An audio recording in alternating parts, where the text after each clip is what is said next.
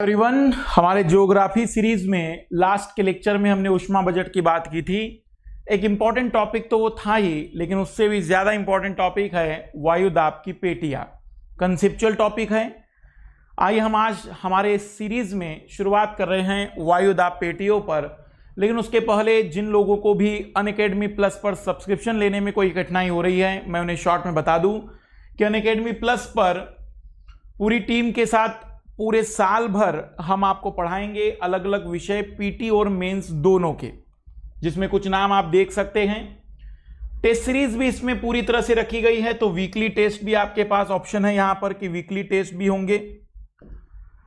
Test series के बाद अगर हम बात करें इसमें, तो सबसे ज्यादा इंपॉर्टेंट जो पड़ाव यहां पर हैं टेस्ट सीरीज के बाद, अगर आप ध्यान से देखें तो एनालिसिस भी आपको टेस्ट सीरीज का मिल रहा है इसमें।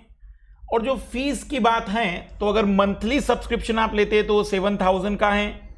अगर आप 3 मंथ सब्सक्रिप्शन लेते हैं तो वो लगभग 6000 के आसपास का होता है। और वहीं पर अगर आप 6 मंथ का सब्सक्रिप्शन लेते हैं तो लगभग ये 4500 रुपये होता है। और अगर 12 महीने वाला सब्सक्रिप्शन लेते हैं तो ये 35000 रुपये में लगभग 3000 रुपये महीने का होता है।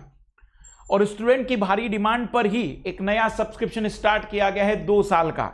जो लोग अपने ग्रेजुएशन या 12वीं के बाद यूपीएससी की तैयारी पर फोकस करना चाह रहे हो, उन लोगों को ध्यान में रखते हुए 2 साल का सब्सक्रिप्शन स्टार्ट किया गया है। और यह सब्सक्रिप्शन और भी कम पेमेंट पर आपको मिलेगा।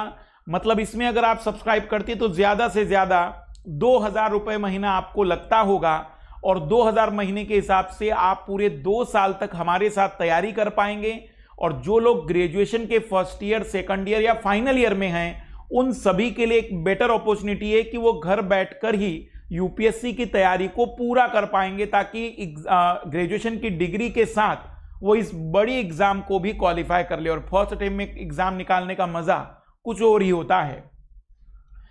अगर आप यहां पर मधुकर लाइव नाम से ये जो रिफर कोड है इसे यूज करते हैं, तो फिर ये रिफर कोड सक्सेसफुली अप्लाई होने पर आपको ये चार्जेस 1 साल का केवल 31,500 रुपये देना है। वैसे वहां पर भी आपको 10% डाउन हो जाएगा जब आप 2 साल का सब्सक्रिप्शन लेंगे। तो जो लोग ग्रेजुएशन कर रहे हैं या 12वीं के बाद यूपीएससी की तैयारी का प्लान बना रहे हैं, मैं उन्हें सजेस्ट करूंगा कि 2 साल वाले प्लान पर वो ज्यादा ध्यान दें। क्योंकि 2 साल तक आपको सारे टीचरों की वीडियो, सारे टीचरों की लाइव क्लासेस, सारी टेस्ट सीरीज, सभी करंट अफेयर, सब कुछ मिल जाएगा एक ही जगह पर। इस कारण से हम सजेस्ट करेंगे कि जिन लोगों को भी तैयारी करनी है, 2 साल का प्लानिंग है, 2021 का प्लान है, 2022 का प्लान है, उन लोगों के लिए भी अब एक बेटर ऑप्शन यहां पर आ चुका है। आइए आज हम अपने क्लास की शुरुआत कर रहे हैं वायुदाब पेटियों की। इसके पहले मैंने आपको वायुदाब के बारे में समझाया था और मैंने आपको बताया था कि वायुदाब किसी भी समुद्र की सतह पर 1 यूनिट क्षेत्रफल पर, 1 इकाई क्षेत्रफल पर जितना भी गैसें दबाव उत्पन्न करती है, जितना भी गैसें दाब उत्पन्न करती है, हम उसे वायुमंडलीय दाब कहते हैं। और इस वायुमंडलीय दाब का मान 1013 MB समुद्र की सतह पर नोट किया गया था। अगर कहीं पर भी वायुमंडलीय दाब इससे कम मिलता है तो उसे हम निम्न दाब कहेंगे, और अगर इससे ज्यादा मिलता है तो हम उसे कहते हैं उच्च दाब। पेटी का मतलब है बेल्ट, अंग्रेजी में वायुदाब पेटी। पेटी मतलब यहां पर बेल्ट है अंग्रेजी का। तो पूरे पृथ्वी पर अगर समदाब रेखाओं को मिलाया जाए तो देखा जाता है कि पूरी पृथ्वी पर कुछ विशेष प्रकार के दाब, समान दाब वाले बेल्ट मिलते हैं। और इस पूरे पृथ्वी पर ऐसे कुल बेल्टों को अगर देखा जाए तो वो 7 हैं। तो पूरे पृथ्वी पर वही समदाब बेल्टों को, या हम कहें कि वायुदाब पेटियों को हिंदी में देखना चाह रहे हैं, समझना चाह रहे हैं कि वो क्यों बनती है। तो वायुदाब पेटी का मतलब हुआ कि समान दाब वाला बेल्ट, एक समान दाब वाला बेल्ट। लगभग ये 7 पेटियां हैं। प्रकार इसके 4 ही है, क्योंकि बहुत सारी पेटियां बिल्कुल समान हैं जो 2 स्थानों पर मिलती है। तो नंबर ऑफ द बेल्ट 7 है, लेकिन उनके प्रकार केवल और केवल 4 ही होंगे। तो वायुदाब पेटियां, या हम बात करें कि समान दाब पेटियां, समान दाब बेल्ट, अगर इस पूरे पृथ्वी पर देखें तो वो 7 है, लेकिन उसके प्रकार हैं 4। आइए सबसे पहले देख रहे हैं भूमध्य रेखीय निम्न वायुदाब पेटी। Equatorial low pressure belt. Equatorial low pressure belt भूमध्य रेखीय निम्न दाब पेटी। अगर हम बात करें निम्न दाब पेटी का नाम है, इसका मतलब इस पर जो दाब होगा वो 1013 MB से कम होगा, और इसके नाम में बहुत सारी बातें छिपी है। भूमध्य रेखीय, इसका मतलब ये हुआ कि यह पृथ्वी के विषुवत रेखा पर होगी। तो सबसे पहले इसकी लोकेशन होती है 5 डिग्री नॉर्थ से 5 डिग्री साउथ। 5 डिग्री नॉर्थ अक्षांश से 5 डिग्री साउथ अक्षांश के बीच में इस बेल्ट को हम देख सकते हैं, इस पेटी को हम देख सकते हैं। और यहां पर जो दाब होता है वो निम्न दाब होता है। तो सबसे पहला पॉइंट कि 5 डिग्री नॉर्थ से 5 डिग्री साउथ के बीच में यह बेल्ट मिलता है। दूसरा, निम्न दाब पेटी है। सवाल है कि निम्न दाब यहां पर क्यों है? तो निम्न दाब पेटी है, उसका सबसे बड़ा कारण है यहां पर निम्न दाब का, क्योंकि ये जो क्षेत्र है ये हमेशा पूरे 12 महीने सूर्य प्रकाश की प्राप्ति करता है, और 12 महीने सूर्य प्रकाश की प्राप्ति करने के कारण यहां हवाएं गर्म होकर ऊपर उठती है। जब भी हवाएं गर्म होकर ऊपर उठेगी, जब भी किसी प्रकार का मूवमेंट ऊर्ध्वाधर होगा, हम उसे संवहनीय धारा नाम देंगे। तो शब्द पर ध्यान देना, जब भी क्षैतिज चलेगी तो उसे पवन कहते हैं, लेकिन जब हवाएं ऊर्ध्वाधर चलती है तो हम उसे नाम देते हैं संवहनीय धाराएं। तो इस बेल्ट पर सूर्य प्रकाश या सूर्यताप पूरे 12 महीने मिलने के कारण यहां से हवाएं ऊपर उठती हैं। यहां पर जो समुद्र जगह होगी वहां पर जलवाष्प ऊपर उठेगी, और इस कारण से हवाओं के ऊपर उठने के कारण यहां पर निम्न दाब का क्षेत्र बन जाता है। और यहां पर जो निम्न दाब का क्षेत्र बनता है उसी को नाम दिया गया है भूमध्य रेखीय निम्न वायुदाब पेटी। तो इक्वेटोरियल लो प्रेशर बेल्ट का सिंपल सा मतलब आप ये कहेंगे कि 5 डिग्री नॉर्थ से 5 डिग्री साउथ के बीच में यह मिलता है, निम्न दाब की पेटी है। क्यों निम्न दाब 1013 की तुलना में कम दाब मिलता है? निम्न दाब का कारण है सूर्यताप की मात्रा का अधिक होना। सूर्यताप की मात्रा अधिक होने के कारण इसे कहते हैं कि यह तापीय कारणों से उत्पन्न होने वाली पेटी है। तापीय कारणों से उत्पन्न होने वाली पेटी है। तो रीजन भी ध्यान देना कि ये किन कारणों से उत्पन्न होती हैं। तापीय कारणों से उत्पन्न होने वाली पेटी है। और चौथा, यह समुद्र पर या समुद्र वाली जगह पर स्थायी होती हैं, और समुद्र वाली सतह पर स्थायी होने के साथ साथ यहां एक और बात समझनी है कि जब भी हम भूमध्य रेखीय निम्न वायुदाब पेटी की बात करते हैं तो ऊर्ध्वाधर हवाओं की गति के कारण क्षैतिज संचरण नहीं हो पाता है। क्षैतिज संचरण नहीं हो पाता है, और क्षैतिज संचरण न होने के कारण ये वाला क्षेत्र बिल्कुल शांत क्षेत्र के रूप में देखा जाता है। इस कारण से इसे डोल ड्रम नाम दिया जाता है। इस कारण से इसे डोल ड्रम की संज्ञा दी जाती है। तो इस टाइप का अगर कहीं पर भी शांत क्षेत्र भूमध्य रेखा पर मिलता है तो उसे डोल ड्रम नाम दिया जाता है। जहां जहां पर यह स्थायी होता है और ये शांत क्षेत्र हमेशा दिखाई देता है तो हम उसे नाम दे देते हैं डोल ड्रम। तो भूमध्य रेखीय निम्न वायुदाब पेटी में इसका जो नाम रखा गया है वो डोल ड्रम है। ये इंडोनेशिया के तट, गिनी तट और पेरू तट पर देखा जा सकता है। ये इंडोनेशिया के तट, गिनी तट और पेरू तट पर देखा जा सकता है। जो अफ्रीका का गिनी तट है, जो पेरू तट है दक्षिण अमेरिका का, और हम कहेंगे कि इंडोनेशिया वाला जो तट है यहां पर ये स्थायी मिलती हैं। इस कारण से डोल ड्रम के ये 3 क्षेत्र माने जाते हैं। हम कहेंगे कि गिनी तट, पेरू तट और इंडोनेशिया के तट पर यह डोल ड्रम वाली स्थिति ज्यादा मिलती है, क्योंकि यहां पर इसका स्थायित्व बहुत ही ज्यादा है। आइए समझते हैं क्या क्या बातें हमने समझी। सबसे पहला तो इसकी जो लोकेशन है वो 5 डिग्री नॉर्थ से 5 डिग्री साउथ के बीच में है। निम्न दाब वाली पेटी है। निम्न दाब का मतलब अब दिमाग में आ गया, 1013 MB जो होता है उससे कम दाब है। तापीय कारणों से उत्पन्न होती है, क्योंकि यहाँ 24 घंटे 12 महीने सूर्यताप मिलता है, सूर्य प्रकाश मिलता है। इस कारण से वायु गर्म होकर ऊपर उठती है। वायु के गर्म होने के ऊपर उठने की घटना कहलाती है संवहनीय धाराओं का यह क्षेत्र है। समुद्र पर स्थायी होती हैं और क्षैतिज संचरण नहीं होने के कारण यह शांत क्षेत्र डोल्ड्रम के नाम से जाना जाता है, जो पेरू के तट पर, इंडोनेशिया के तट पर पेरू के तट पर, इंडोनेशिया के तट पर और गिनी के तट पर देखा जाता है। गिनी के तट पर देखा जाता है। समुद्र वाले क्षेत्र में क्योंकि यहां पर लगातार हवा ऊपर उठ रही है और उस हवा में अगर जलवाष्प है तो वह ठंडी होती जाएगी, क्योंकि ऊंचाई के साथ तापमान में कमी हम पढ़ चुके हैं, तो वायु संघनित होगी और संघनन के कारण बनेंगे बादल। इस कारण से हम ये कह सकते हैं कि इस वाले क्षेत्र में सघन बादलों का निर्माण या निम्न बादलों का निर्माण होता है। तो निम्न बादल यहां पर बनते हैं। निम्न बादल मतलब ऊंचाई में कम होते हैं। तो सघन बादल का यह क्षेत्र है, प्रतिदिन वर्षा प्राप्त करने वाला क्षेत्र है। इतनी बातें हम इसमें नोट कर सकते हैं। अगर आप सीक्वेंस वाइज नोट करना चाहें तो सबसे पहला याद रखिएगा कि इसकी लोकेशन क्या है। दूसरा याद रखना है कि ये निम्न दाब वाली पेटी है और निम्न दाब किसकी तुलना में? वायुमंडलीय 1013 MB की तुलना में। तीसरा बड़ा कारण इसकी उत्पत्ति का कारण तापीय है, यह तापीय कारणों से उत्पन्न होने वाली पेटी है। चौथा, यहां पर जहां जहां पर ये समुद्र जगह पर शांत होती हैं, जहां स्थायी होती है वहां पर शांत वातावरण होता है, कोई क्षैतिज पवनें नहीं चल पाती हैं, तो हम इस कारण से इसको नाम देते हैं डोलड्रम। और जो हमें 3 जगह पर कॉमनली मिल सकता है, इंडोनेशिया के तट पर, पेरू के तट पर, गिनी के तट पर। और यहां पर बादलों का निर्माण समुद्र वाले क्षेत्र में होगा, क्योंकि लगातार संवहनीय धाराओं के कारण जलवाष्प ऊपर पहुंचकर बादलों का निर्माण कर रही होगी। तो यह हमारा पहला था, जिसका नाम था निम्न वायुदाब पेटी या विषुवतीय निम्न वायुदाब पेटी। अब यहां पर एक और चीज हम समझ सकते हैं निम्न वायुदाब पेटी में, जो आखिरी बात समझने वाली है।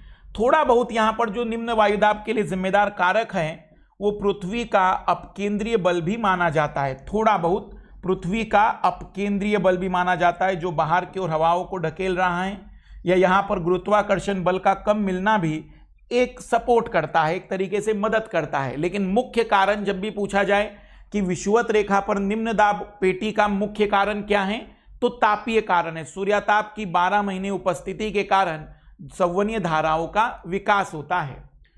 तो यह जरूर याद रखिएगा कि अपकेंद्रीय कारणों से भी उत्पन्न होती है। और जब सूर्य का उत्तरायण और दक्षिणायन होगा, मान लो कि सूर्य कर्क रेखा की ओर जा रहा है, तो फिर ये निम्न दाब पेटी जो है वो ऊपर शिफ्ट हो जाएगी। तो हो सकता है 0 डिग्री से 5 डिग्री नॉर्थ पर चली जाए, या हम कहेंगे कि 10 डिग्री नॉर्थ पर चली जाए। और जब दक्षिणायन होगा तो हो सकता है 10 डिग्री साउथ तक चली आए। तो जब भी उत्तरायण होगा तो ये जो निम्न दाब है वो ऊपर की ओर शिफ्ट होगा, जब दक्षिणायन होगा तो ये जो निम्न दाब है दक्षिण की ओर शिफ्ट होगा। तो सूर्य के उत्तरायण और दक्षिणायन के कारण सूर्य की दिशा में ही यह पेटी का विस्थापन देखा जाता है।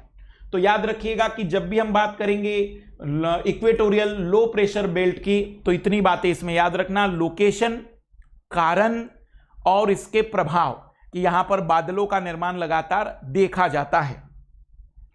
अब हम बात कर रहे हैं इसमें भूमध्य रेखीय निम्न वायुदाब पेटी के बाद दूसरी वायुदाब पेटी है उपोष्ण उच्च वायुदाब पेटी, सब ट्रॉपिकल हाई प्रेशर बेल्ट। सब ट्रॉपिकल हाई प्रेशर बेल्ट।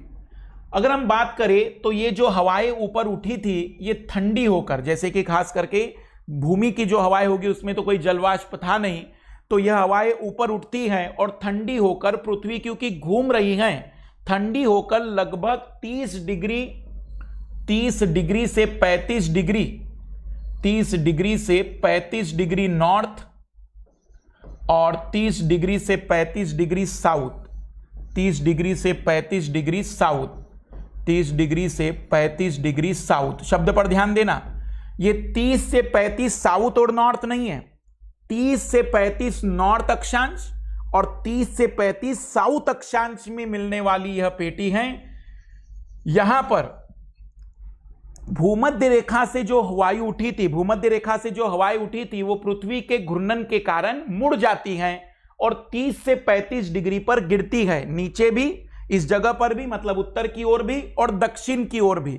तो यहां पर लगातार वायु के गिरने के कारण उच्च दाब का क्षेत्र बना होता है। और उच्च दाब का मतलब ये बात आप समझ गए, किसकी तुलना में? 1013 MB की तुलना में यहां दाब का मान अधिक मिलता है। इस कारण से हम कहेंगे कि यहां पर उच्च दाब की सिचुएशन होती है। वैसे यहां पर हम कहे तो तापमान कोई इतना कम नहीं है कि उच्च दाब मिले, लेकिन यहां पर वायु की गति के कारण उच्च दाब की स्थिति मिल रही है, इसलिए इसकी उत्पत्ति के लिए हम नाम देते हैं गतिकीय कारण। यहाँ पर दाब पेटी जो बन रही है उसका जिम्मेदार है गतिकीय कारण, जबकि यहाँ पर तापमान फिर भी ठीक होता है। तो 30 से 35 डिग्री के बीच में ये उच्च तापमान होने के बावजूद उच्च दाब मिलता है। तो ये एक ऐसा विशेष क्षेत्र बन जाता है जहां तापमान भी उच्च और दाब भी उच्च मिलता है। उच्च दाब का कारण यहाँ गतिकीय कारण है। इसकी अगर हम लोकेशन की बात करें तो 30 डिग्री नॉर्थ से 35 डिग्री नॉर्थ और 30 डिग्री साउथ से 35 डिग्री साउथ। तो हम कह सकते हैं कि 30 डिग्री से 35 डिग्री नॉर्थ अक्षांश के मध्य में और 30 से 35 डिग्री साउथ अक्षांश के मध्य में ये हमें मिलती हैं उच्च दाब पेटी हैं, गतिकीय कारणों से उत्पन्न होती है। यहां पर एक और घटना कही जाती है जिसे हम कह सकते हैं अश्व अक्षांश। इसे अश्व अक्षांश भी नाम दिया जाता है। उसका कारण है कि पुराने जमाने में जब व्यापार किया जाता था और घोड़ों से भरे हुए जहाज, घोड़ों को बेचने के लिए जो जहाज निकलते थे, समुद्र मार्ग से गुजरते थे, तो यहां पर हवा की ऊर्ध्वाधर गति के कारण पुनः क्षैतिज किसी भी प्रकार की हवाएं नहीं चल जा पाती थी। तो परिणाम स्वरूप यहां पर जहाज आने के बाद आगे नहीं बढ़ पाते थे। तो ऐसा यहां पर विचार था कि अगर घोड़े जो समुद्र है वो घोड़े मांग रहे हैं, अगर एक दो घोड़े फेंक दिए जाए तो फिर जहाज आगे बढ़ सकता है। इस कारण से इन अक्षांशों को अश्व अक्षांश भी कहा जाता है। हम कहेंगे कि इनको अश्व अक्षांश या हॉर्स लेटिट्यूड भी कह देते हैं। और उसका कारण ये होता था कि जहाज का वजन कम होने के बाद फिर जहाज बेहतर तरीके से गति कर पाता था। तो इसी अक्षांश को अश्व अक्षांश भी खास करके उत्तरी गोलार्ध में अश्व अक्षांश भी कहा जाता है। हम कहेंगे कि इसी अक्षांश को अश्व अक्षांश भी कहा जाता है। यहां पर जहां पर ये समुद्र, अगर हम बात करें तो उत्तरी गोलार्ध में समुद्र का विस्तार उतना ज्यादा नहीं है। इस कारण से यहां पर ये अस्थायी होती हैं। मतलब अस्थायी मतलब कुछ ही जगह पर यह स्थायी होगी, जबकि दक्षिणी गोलार्ध में समुद्र का क्षेत्र या महाद्वीपीय क्षेत्र कम होने के कारण अधिक स्थायी होती है। तो हम कह सकते हैं कि यह उच्च दाब पेटी उत्तरी गोलार्ध पर उतनी स्थायी नहीं होती है, डिसकंटिन्यूस होती। मतलब हम कहेंगे कि कहीं कहीं पर ब्रेक हो जाती हैं। समुद्र वाले जगह पर यह मिलती है और बाकी जगह ब्रेक हो जाती है, जबकि दक्षिणी गोलार्ध में समुद्र का विस्तार ज्यादा होने के कारण वहां यह स्थायी होती हैं। वहां पर इसको नाम दिया जाता है, जहां जहां पर ये उत्तरी गोलार्ध में मिलेगी, हवाईयन हाई, एजोर्क हाई, इस नाम से यहां पर नाम रखे जाते हैं। एजोर्क हाई, हवाईयन हाई। जैसे कि वहां पर डोल ड्रम थे, पेरू का तट, गिनी का तट, इंडोनेशिया का तट, वैसे यहां पर हवाई द्वीप पर यह मिलेगा या एजोर्क वाले प्लेस पर मिलेगा। तो एजोर्क हाई, हवाईयन हाई पर यह स्थायी मिलता है। इस कारण से यहां उच्च दाब होने के कारण इसे हाई नाम दिया गया है। हाई प्रेशर बेल्ट को यह इंडिकेट करता है। तो ओवरऑल अगर हम इसकी बात करें तो उत्तरी और दक्षिणी गोलार्ध में मुख्य रूप से गतिकीय कारणों से उत्पन्न होता है। तो रीजन सहित समझते सारी बातें। सबसे पहले लोकेशन, उत्तरी गोलार्ध में 30 से 35 डिग्री अक्षांश में, दक्षिणी गोलार्ध में 30 से 35 डिग्री अक्षांश के बीच में उच्च दाब की पेटी है, हाई प्रेशर बेल्ट है। और गतिकीय कारण क्या है? इसका बड़ा कारण है कि विषुवत रेखा से जो हवाएं ऊपर उठती हैं वो हवाएं पृथ्वी के घूर्णन के कारण 30 से 35 डिग्री अक्षांश में उत्तर की जगह भी और 30 से 35 डिग्री अक्षांश में दक्षिण की ओर भी गिरती हैं। और हवाओं के इस गिरने के कारण यहाँ वायु की सघनता बढ़ जाती है और वायु की सघनता बढ़ने के कारण यहाँ दाब 1013 MB जो वायुमंडलीय दाब होता है उससे अधिक दाब मिलता है। और इस कारण से हम इसे मानते हैं कि यह गतिकीय कारणों से उत्पन्न होने वाली उच्च दाब पेटी है। फिर इसके बारे में हमने देखा कि उत्तरी गोलार्ध में समुद्र का विस्तार कम होने के कारण यहां पर ये डिसकंटिन्यूअस होती हैं, मतलब समुद्र वाले जगह पर स्थायी होती हैं। वहां पर उन्हें एजोर्क हाई, हवाईयन हाई कहा जाता है। अगर हम बात करें दक्षिणी गोलार्ध में ये बहुत ज्यादा स्थायी होती हैं। उसका कारण है क्योंकि वहां पर सागर का विस्तार ज्यादा होता है। सारे पॉइंट बहुत इंपॉर्टेंट है और हर पॉइंट एक सवाल है, क्योंकि यहां पर हर पॉइंट से सीधा प्रश्न बनाया जा सकता है। क्योंकि कथनों के रूप में आ सकता है कि उपोष्ण कटिबंधीय उच्च दाब पेटी या उपोष्ण उच्च वायुदाब पेटी के बारे में कौन से कथन सही हैं। तो दक्षिणी गोलार्ध में ये ज्यादा स्थायी हैं और उत्तरी गोलार्ध में अगर हम बात करें तो ये डिसकंटिन्यूअस होती हैं, क्योंकि महासागरीय विस्तार वहां पर कम होता है। उत्तरी गोलार्ध में जब व्यापार किया जाता था तो यहां से जब जहाज, घोड़ों से भरा हुआ जहाज किसी दूसरी जगह पर जा रहा हो तो वह गति नहीं कर पाता था, क्योंकि यह शांत क्षेत्र है, हवाओं की ऊर्ध्वाधर गति का क्षेत्र है। इस कारण से यहां से जहाज न आगे बढ़ने के कारण ये कुछ घोड़ों को समुद्र में फेंक देते थे, और इस कारण से इन अक्षांशों को अश्व अक्षांश भी कहा जाता है। इन अक्षांशों को अश्व अक्षांश के नाम से भी हम जानते हैं। मैं रिपीट कर रहा हूं सारी बातें अभी फिर से। सबसे पहले तो हमने बात कही कि भूमध्य रेखीय निम्न वायुदाब पेटी जो 5 डिग्री से 5 डिग्री साउथ के बीच में होती है, ये केवल ऐसी पेटी जो नॉर्थ टू साउथ है, इकलौती ये पेटी है जो नॉर्थ टू साउथ होगी। निम्न दाब पेटी है, तापीय कारणों से उत्पन्न होती है और समुद्र पर ज्यादा स्थायी होगी, क्योंकि समुद्र ना तो जल्दी गर्म होता है ना जल्दी ठंडा, इस कारण से इसका अलग ही महत्व रहेगा। क्षैतिज संचरण न होने के कारण शांत क्षेत्र है, जिसे डोलड्रम कहा जाता है। डोलड्रम पेरू के तट पर, इंडोनेशिया के तट पर, गिनी के तट पर मिलता है। सघन और निम्न बादलों का क्षेत्र है, क्योंकि जहां पर भी वायु ऊपर उठ रही है और उसमें जलवाष्प है तो संघनन होगा, संघनन होगा तो बादल बनेंगे। संघनन मतलब नजदीक आना होगा, और नजदीक आएंगे तो जो जलवाष्प थी वो अपने जलीय और ठोस अवस्था में बदल सकती है। बादलों के निर्माण में इसे समझेंगे अच्छी तरह से। यहां आप केंद्रीय कारण भी थोड़े बहुत जिम्मेदार माने जाते हैं। और फिर हम आ गए उच्च वायुदाब पेटी पर, उपोष्ण जगह पर जो मिलती है, सब ट्रॉपिकल एरिया में मिलती है। वैसे तो यहां पर सूर्याताप ठीक है, यहां पर वैसे तो उष्मा की मात्रा बहुत ठीक है, यहां पर निम्न दाब ही होना चाहिए, लेकिन ये गतिकीय कारणों से उत्पन्न होने वाली उच्च वायुदाब पेटी है। लोकेशन 30 डिग्री नॉर्थ से 35 डिग्री नॉर्थ में और 30 डिग्री साउथ से 35 डिग्री साउथ। 2015 में यूपीएससी ने एक सवाल पूछा था और उसमें कथन दिया था कि यह वायुदाब पेटी 30 डिग्री नॉर्थ से 35 डिग्री साउथ के बीच में मिलती है, तो गलत है। यह 30 डिग्री नॉर्थ से 35 डिग्री नॉर्थ के बीच में और 30 डिग्री साउथ से 35 डिग्री साउथ के बीच में मिलने वाली उच्च वायुदाब पेटी है।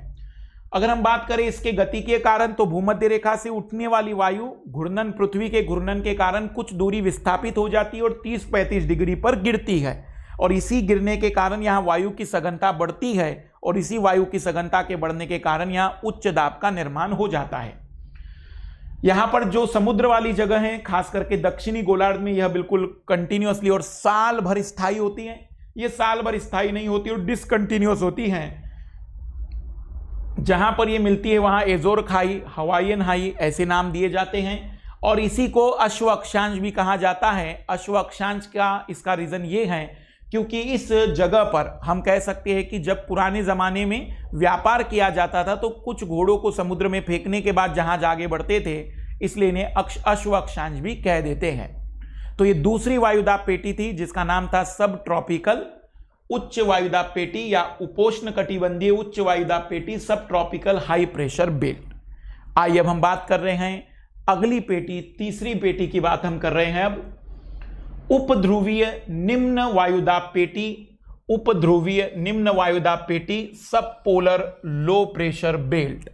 सब पोलर लो प्रेशर बेल्ट, यहां पर यह बहुत ज्यादा ध्यान देना जरूरी है कि ये जो पेटी है, इसकी लोकेशन है लगभग 60 से 65 डिग्री नॉर्थ में, 60 डिग्री नॉर्थ से 65 डिग्री नॉर्थ के बीच में,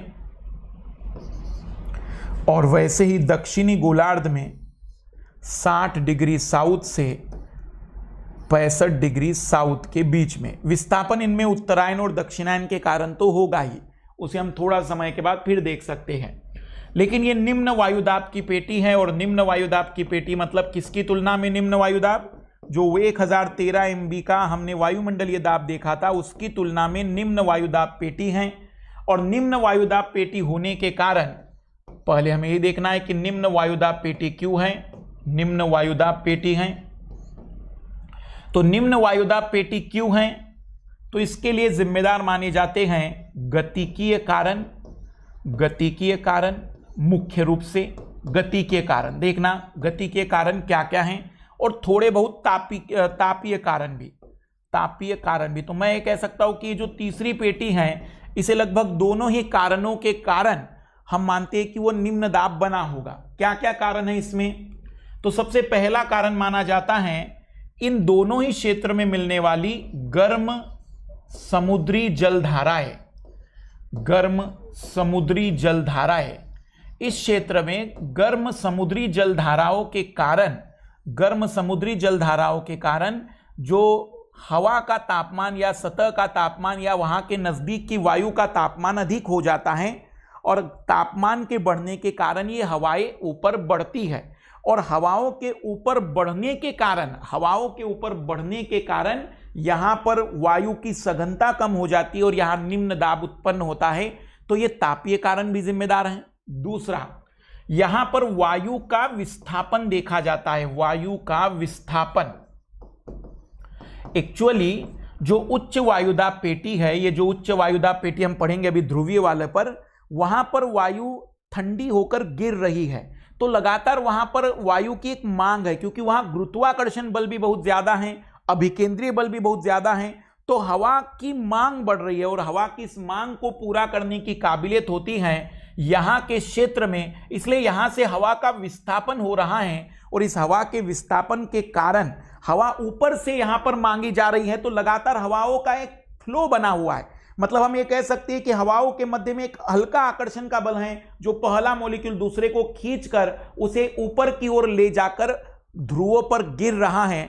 तो इसे हम कहते हैं कि पृथ्वी के घूर्णन गति के कारण यहां पर हवाओं का विस्थापन देखा जाता है। इन हवाओं के विस्थापन के कारण यहां पर निम्न वायुदाब बन जाते हैं। इन हवाओं के विस्थापन के कारण हम कहेंगे कि यहां पर निम्न वायुदाब का निर्माण हो जाता है। तो सबसे पहले अगर हम बात करें तो निम्न वायुदाब पेटी हैं गतिकीय और तापीय दोनों कारणों से उत्पन्न होती हैं। 60 डिग्री नॉर्थ और 60 डिग्री साउथ के बीच में, 60 से 65 डिग्री नॉर्थ और 60 से 65 डिग्री साउथ के बीच में मिलती हैं। गर्म समुद्री जलधाराएं मिलती है। समुद्री जलधाराएं हम पढ़ेंगे जब ओशनोग्राफी पढ़ेंगे, तो यह कल्पना करिएगा जिन्होंने कभी नहीं पढ़ा ज्योग्राफी, समुद्र के ऊपर अलग तापमान वाला पानी मूव करता रहता है, उसे हम कहते हैं कि वो गर्म जलधारा है और इस गर्म जलधारा के कारण वहां की वायु गर्म होकर ऊपर उठती है। साथ ही साथ वहां पर वायु का विस्थापन पृथ्वी की घूर्णन गति के कारण मिलता है। इस कारण से इस पेटी का नाम रखा गया है सबपोलर उपध्रुवीय निम्न वायुदाब पेटी, सबपोलर लो प्रेशर बेल्ट। तो सबपोलर लो प्रेशर बेल्ट की अगर हम बात करें तो जो निम्न वायुदाब पेटी है उपध्रुवीय क्षेत्र में, वह दो कारणों से उत्पन्न होती है। फिर से हम कह सकते हैं कि यहां पर जो दक्षिणी और उत्तरी गोलार्ध दोनों ही जगह पर यह लगभग स्थायी हैं। उसका कारण है क्योंकि उत्तरी गोलार्ध में भी इस क्षेत्र में समुद्र का विस्तार है और दक्षिणी गोलार्ध में भी, लेकिन दक्षिणी गोलार्ध में ये कंटिन्यूअस होती है। अगर हम बात करें तो ये शीतकाल में और भी सशक्त होगी, यह शीतकाल में और भी सशक्त होती हैं। तो हम कह सकते हैं कि यह शीतकाल में, क्योंकि ऊपर उच्च दाब पेटी भी शीतकाल में ज्यादा सशक्त होती, तो इस कारण से यह परिवर्तन देखे जाते हैं।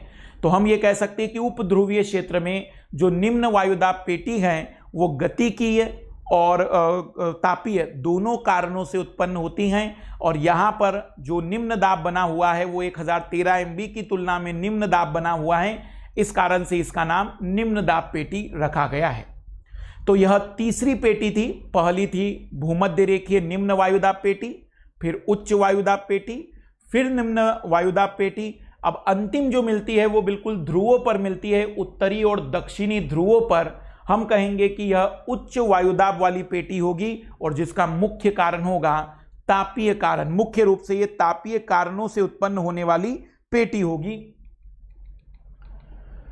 ध्रुवीय उच्च दाब पेटी, ध्रुवीय उच्च दाब पेटी या पोलर हाई प्रेशर बेल्ट, दोनों ही ध्रुवों पर, उत्तरी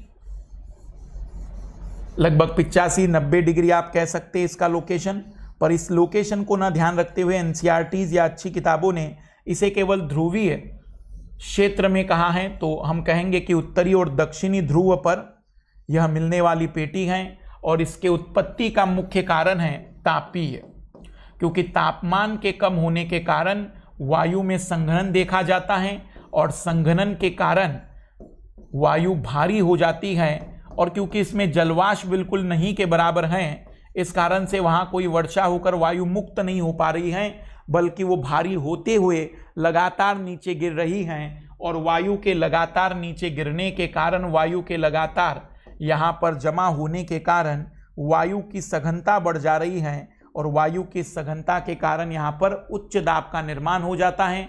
इस कारण से हम इसे कहते हैं कि यह ध्रुवीय उच्च दाब पेटी है। ध्रुवीय उच्च दाब पेटी का मुख्य कारण यहाँ पर तापीय माने जाएंगे, लेकिन इसमें अभिकेंद्रीय बल और गुरुत्वाकर्षण बल मदद करते हैं और इन्हीं वायु के गिरने के कारण उपध्रुवीय क्षेत्र में वायु का विस्थापन हो रहा है और वायु लगातार ध्रुवीय क्षेत्र में जमा होती चली जा रही है और इसी कारण से उपध्रुवीय हम कह सकते हैं कि क्षेत्र में निम्न दाब बन जाते हैं। या हम यहाँ ये भी कह सकते हैं कि उपध्रुवीय क्षेत्र से जो हवाएं ऊपर उठी वो हवाएं फिर भूविक्षेपण के कारण या पृथ्वी के घूर्णन के कारण ध्रुवों पर गिर रही हैं और इसके गिरने के कारण यहाँ पर वायु की सघनता में वृद्धि देखी जा रही है। यहाँ पर वायु की सघनता बढ़ रही है। वायु की सघनता बढ़ने के कारण यहाँ पर उच्च दाब का निर्माण हो जाता है।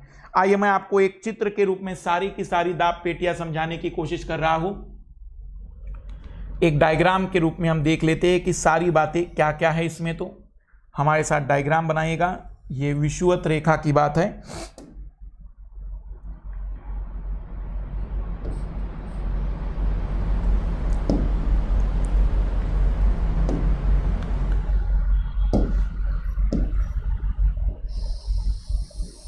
पांच डिग्री नॉर्थ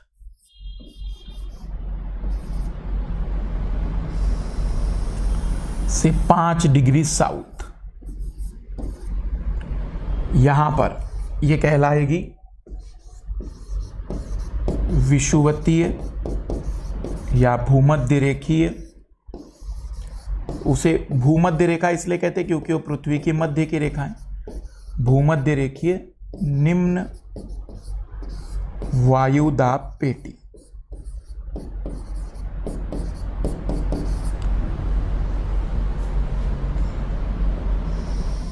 फिर उत्तरी गोलार्ध में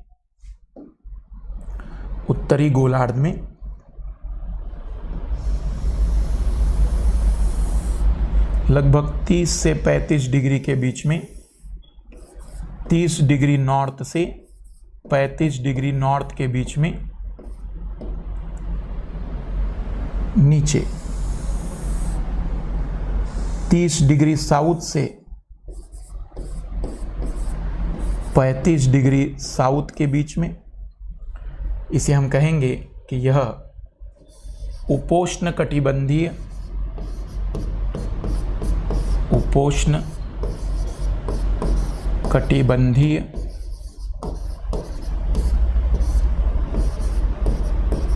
उच्च दाब पेटी है। इसका नाम भी वही रखा जाएगा। फिर हम ये कह सकते हैं कि यहां पर 65 और 60 या 60 डिग्री नॉर्थ से 60 डिग्री साउथ के बीच में, तो हम इसे कहेंगे कि यह उपध्रुवीय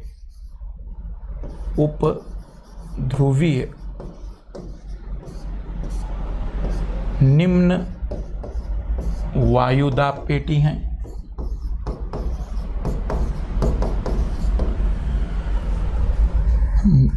उपध्रुवीय निम्न वायु दाब पेटी हैं।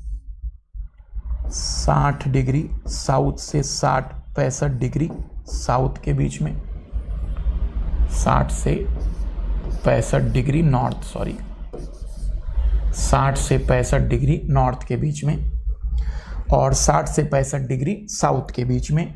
और अंत में हम कह सकते हैं कि अंतिम रूप से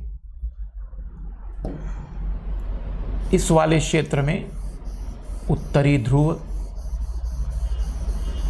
आर्कटिक या दक्षिणी ध्रुव हम कहे ज़्यादा बेटर होगा, यहां पर ध्रुवीय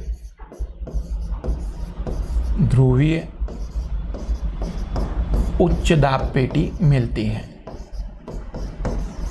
ध्रुवीय उच्च दाब पेटी,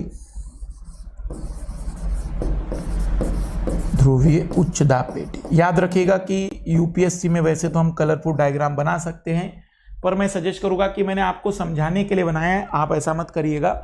पेन का ही उपयोग करके आप अलग अलग तरीके से डायग्राम बनाइए, लेकिन अलग अलग कलर के पेन मत यूज करना।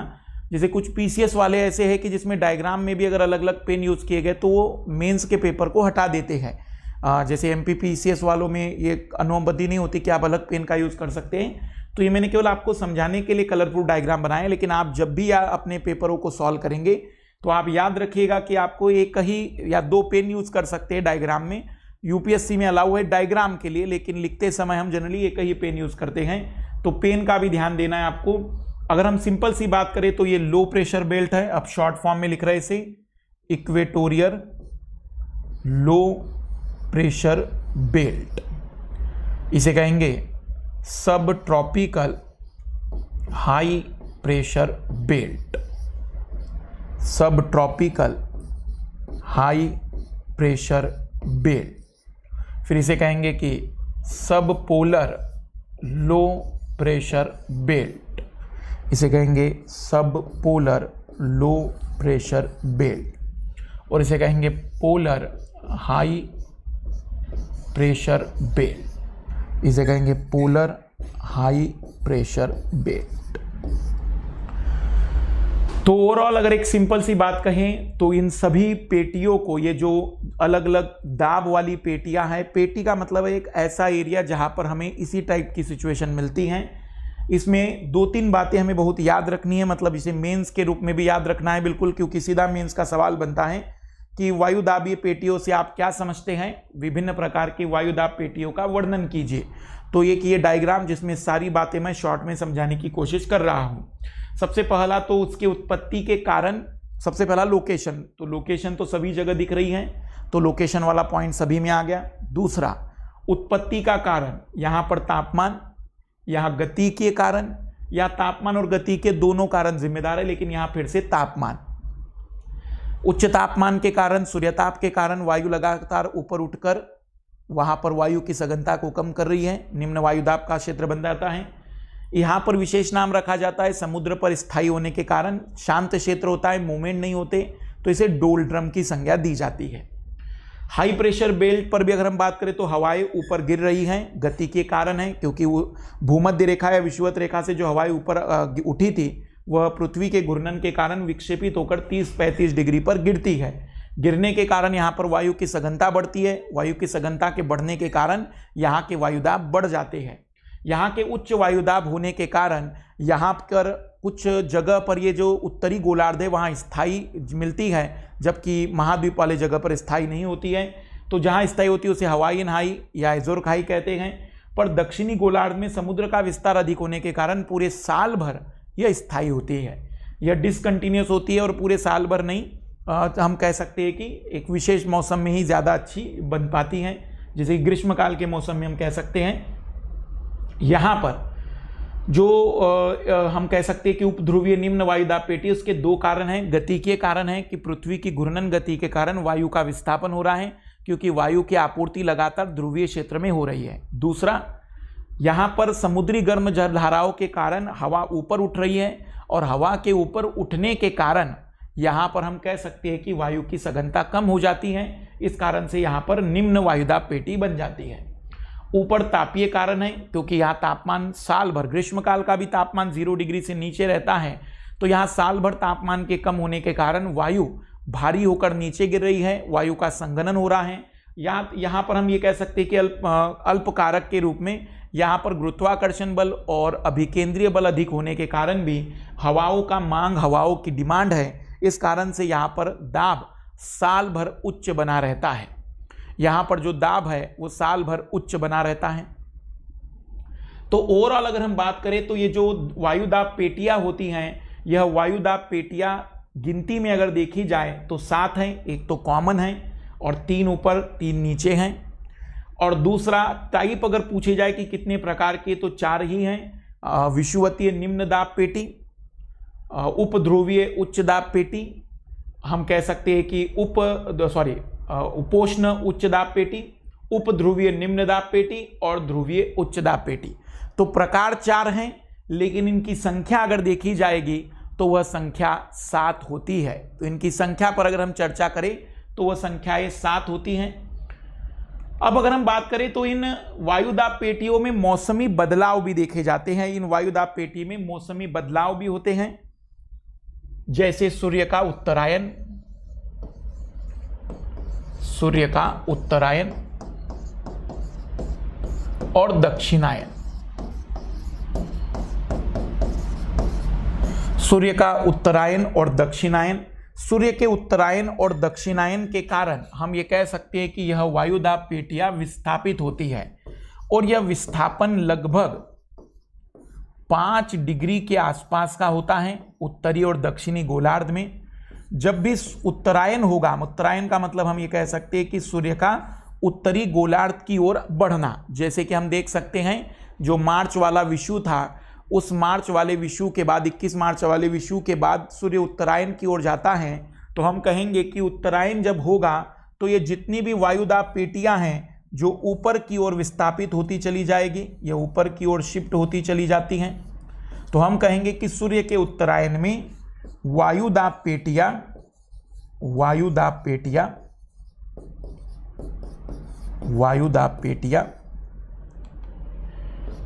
मार्च से लगभग जुलाई तक, मार्च से जुलाई तक उत्तर की ओर विस्थापित होती हैं, उत्तर की ओर विस्थापित होती हैं। जबकि हम कह सकते हैं कि जुलाई से या सितंबर से, क्योंकि फिर एक समय ऐसा आता है जुलाई से लगभग सितंबर तक यह जैसा मैंने पढ़ाया उसी स्थिति में आ जाती है, अपनी वास्तविक स्थिति में आ जाती है, अपनी वास्तविक स्थिति में आ जाती है। मतलब मैं ये कह सकता हूं कि जब विषुव होगा तो विषुव की स्थिति में यह वास्तविक स्थिति में, जहां अभी हमने बताया आपको, कर्क संक्रांति की स्थिति में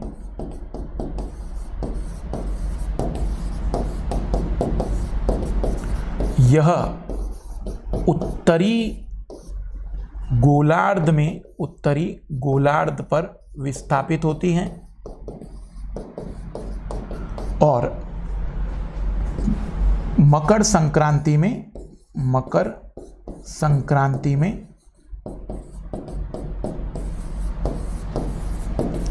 यह दक्षिणी गोलार्ध की ओर विस्थापित होती है, दक्षिणी गोलार्ध की ओर विस्थापित होती हैं। तो अगर हम इनके मौसमी बदलाव पर बात करें, वायुदाब पेटी के कालिक बदलाव पर बात करें, तो कालिक बदलाव में सबसे जो बड़ा परिवर्तन है वह जुलाई, या हम ऐसे समझे इसे, अगर इतना कंफ्यूजन हो तो विषुव की स्थिति में वास्तविक, कर्क रेखा में कर्क संक्रांति की स्थिति में, कर्क संक्रांति हम पढ़ चुके हैं, जिन्होंने नहीं पढ़ा वो वीडियो को पहले देखिएगा, उत्तरी गोलार्ध की ओर विस्थापित होगी और मकर संक्रांति में दक्षिणी गोलार्ध की ओर विस्थापित होती है। या मैं कह सकता हूं कि जिस गोलार्ध पर ग्रीष्मकाल होगा उस गोलार्ध की ओर ये विस्थापित होगी और जिस गोलार्ध पर फिर शीतकाल होगा उससे वो दूर जाएगी। तो याद रखिएगा कि ग्रीष्मकाल बहुत ज़्यादा इस पर असर डालेगा, क्योंकि सूर्य जहाँ पर पहुँचेगा वहाँ उसकी ओर ये विस्थापन शुरू कर देती है। तो इन पेटियों का जो विस्थापन है वह विषुव की स्थिति में बिल्कुल वैसी स्थिति में दिखती है, जबकि कर्क और मकर संक्रांति में यह उत्तरी और दक्षिणी गोलार्ध की ओर शिफ्ट होती हुई दिखाई देती है। तो जब हम बात करेंगे तो कहीं पर भी जो वायुदाब पेटियां हैं उसमें हम इतने बदलावों पर ध्यान देते हैं। सबसे पहले आज के सवालों पर चर्चा करते हैं और फिर एक शॉर्ट में रिवीजन पर आ जाएंगे हम, कि कहीं पर भी जब हमने आपको कहा है बार बार हम रिवीजन इसलिए करेंगे ताकि एक ही बार क्लास पढ़ने के बाद ज़्यादा लिखने का टेंशन ना हो, एक ही बार में सारी बातें समझ में आ जाए। तो सबसे पहले तो आज के प्रश्न लिख दीजिएगा। वायुदाब पेटी का मतलब होता है पृथ्वी पर किसी क्षेत्र पर समदाब का एक क्षेत्र मिल जाना, समदाब का क्षेत्र मिल जाना, उसे हम वायुदाब पेटी हिंदी में या हम प्रेशर बेल्ट के नाम से जानते हैं। तो वायुदाब पेटी से क्या अभिप्राय है?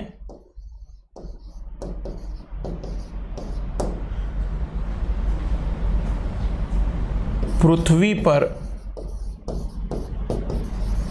मिलने वाली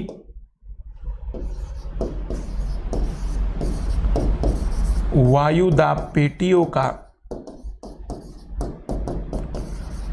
संक्षिप्त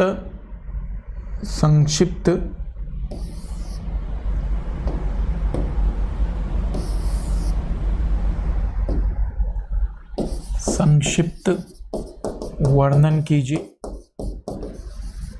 और दूसरा प्रश्न नोट करिएगा इसमें,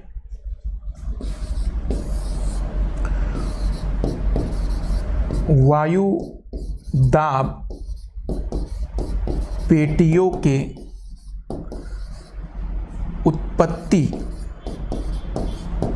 उत्पत्ति के कारणों की व्याख्या कीजिए। कारणों की व्याख्या कीजिए तथा विषुवतीय एवं ध्रुवीय दाब पेटी का विवरण दीजिए। 150 शब्द हैं, यहां पर भी 150 शब्द, 250 शब्द कर देते हैं। 250 शब्द है, 15 नंबर का है ये, और ये 10 नंबर का है। तो वायुदाब पेटी से क्या अभिप्राय है? पृथ्वी पर मिलने वाली वायुदाब पेटी का संक्षिप्त वर्णन कीजिए। तो आपको यहां पर बड़े पूरे के पूरे जो भी मैंने बताया वो लिख देना है। और अगर पूछा जाता है कि वायुदाब पेटी की उत्पत्ति के कारणों की व्याख्या कीजिए, तो उत्पत्ति के 2 कारण हैं, तापीय कारण और गतिकीय कारण। तापीय कारणों में आप लिख सकते हैं कि सूर्याताप की मात्रा, सूर्य प्रकाश जहां पर अधिक मिलता है, जहां पर गर्म जल धाराएं मिलती है, वहां की वायु गर्म होकर ऊपर उठती हैं। और तापीय कारणों के कारण हमेशा ही निम्न वायुदाब पेटियां बनती है। गतिकीय कारणों में हम कह सकते हैं कि जहां पर वायु का अवतलन होता है, वायु नीचे गिरती हैं, वायु की गति के कारण वहां पर उच्च दाब के क्षेत्र बन जाते हैं, हम उसे कहते हैं कि वह उच्च दाबी गति के कारण है। वैसे तापीय कारण में उच्च दाब की पेटी हमने ध्रुव में भी देखी है, तो ऐसा मत लिखना कि केवल हमेशा ही जनरली कह सकते, सामान्यतः कह सकते, लेकिन तापीय कारण और गति के कारण इनकी व्याख्या करना, उसके बाद इन 2 पेटियों को समझा देना। 150 शब्दों में आपको एक डायग्राम भी यहां पर रखना होगा। तो इस टाइप के दोनों ही सवाल इसमें बहुत महत्वपूर्ण हैं मेंस के नज़र से। बाकी ऑब्जेक्टिव में तो इसमें बहुत सारी बातें ऐसी हैं जो हमने रिवाइज की है, जो हमने रिकॉल की हैं। तो आइए इन दोनों प्रश्नों के आंसर आप लिखने की कोशिश करिएगा। आज का रिवीजन देख लेते हैं।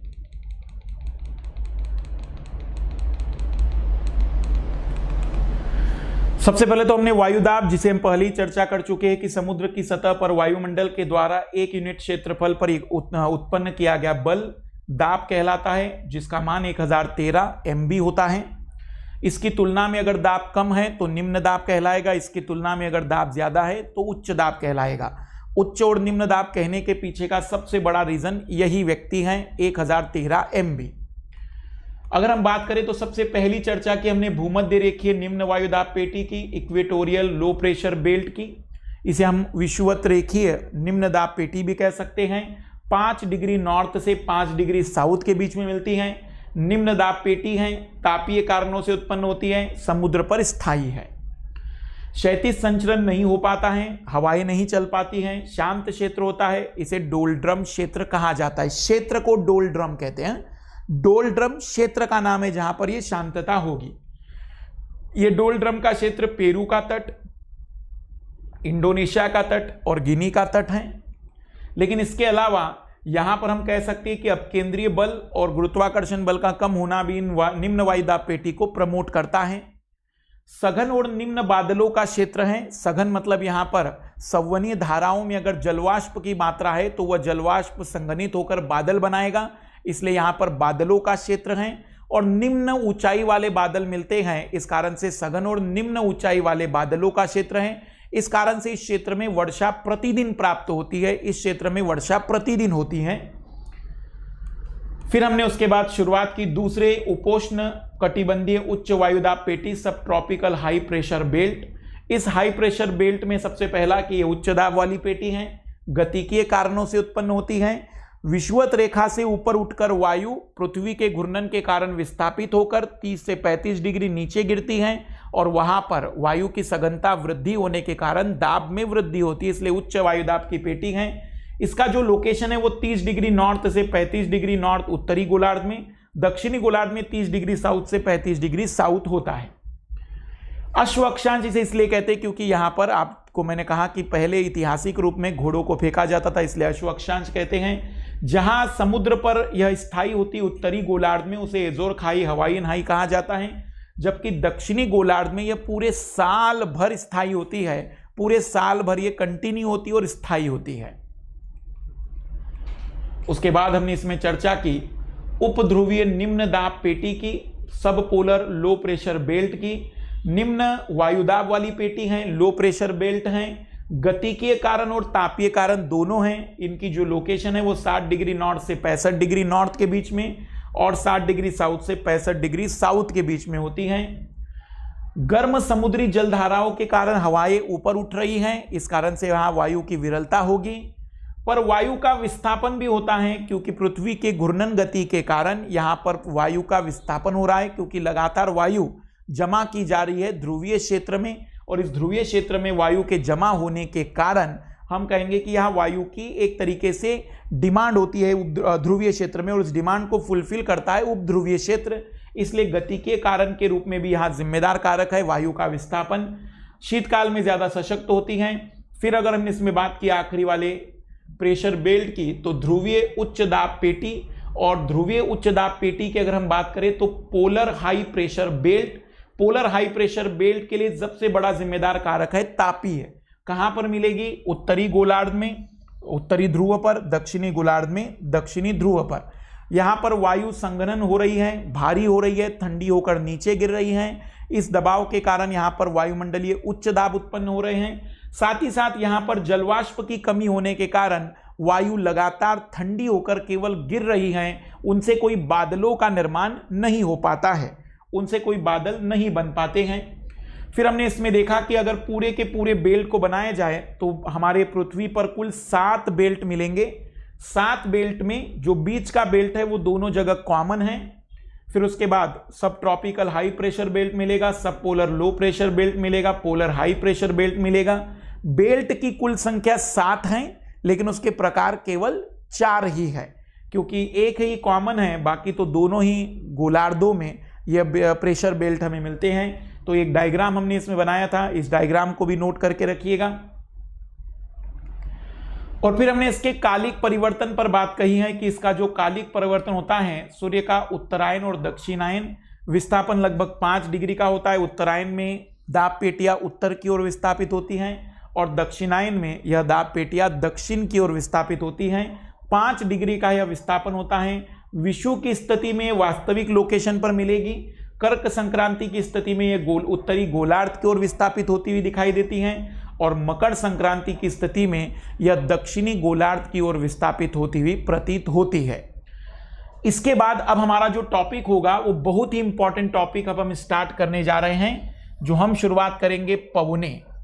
पवन, हमें पवनों में पढ़ना है 3 प्रकार की पवने, स्थायी, परमानेंट, स्थायी पवने,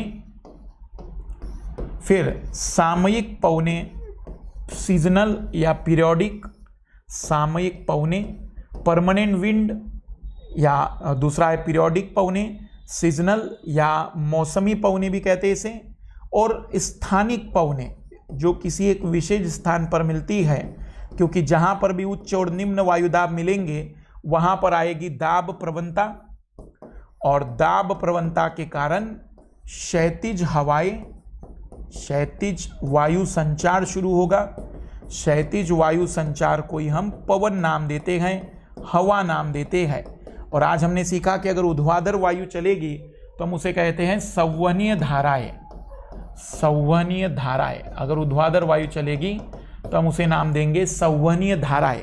तो ऊर्ध्वाधर वायु संचरण को संवहनीय धाराएं कहा जाता है, जबकि क्षैतिज वायु संचरण को पवन या हवा कहा जाएगा, जिसके उत्पत्ति का बड़ा कारण है दाब प्रवणता। दाब प्रवणता शब्द मैंने बताया था, दाब में अंतर या दाबांतर को ही हम दाब प्रवणता कहते हैं। हम फिर 3 प्रकार की पवने पढ़ने वाले, स्थायी पवने जो पूरे पृथ्वी पर साल भर मिलती हैं, सामयिक पवने जो एक निश्चित मौसम में होती हैं, दिन के समय, रात के समय, या हो सकता है कि ग्रीष्म काल में, शीतकाल में, एक विशिष्ट मौसम में उनका डायरेक्शन बदलते रहता है। ये साल भर स्थायी है तो इनके डायरेक्शन में कोई बदलाव नहीं होगा।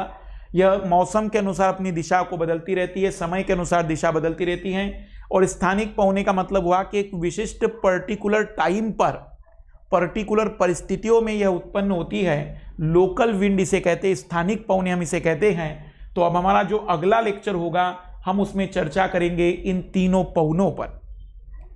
फिर हम सजेस्ट करेंगे कि आप अगर एडमिशन चाहते हैं तो इसमें आप refer code Madhukar live use करिएगा, मधुकर लाइव। और मैं कहूंगा कि कमेंट कर जरूर करें, शेयर करें और लाइक जरूर करें, क्योंकि आपको मैं बता दूं कि हर लेक्चर के लिए एक बहुत ही हार्डवर्क से लेकर हर एक चीज, हर एक पॉइंट की जरूरत पड़ती है कि हमें बारीकी से हर चीज देखनी पड़ती है, पूरा डाटा कलेक्ट करना पड़ता है। तो कमेंट जरूर करें, लाइक जरूर करें, शेयर करें। और जिन लोगों को भी लग रहा है कि वो यूपीएससी की तैयारी करना चाहते हैं, उनके पास रिसोर्स नहीं है, तो इस चैनल को सब्सक्राइब करते चलिए। सब्सक्रिप्शन जितना ज़्यादा होगा आपको उतना ही ज़्यादा बेटर से बेटर इसमें फैसिलिटीज़ भी मिलती चली जाएगी। तो आप अनअकैडमी प्लस पर भी सब्सक्रिप्शन लेते चलिए और इस चैनल को भी सब्सक्राइब करते चलिए। सभी को तब तक के लिए best of luck and good day.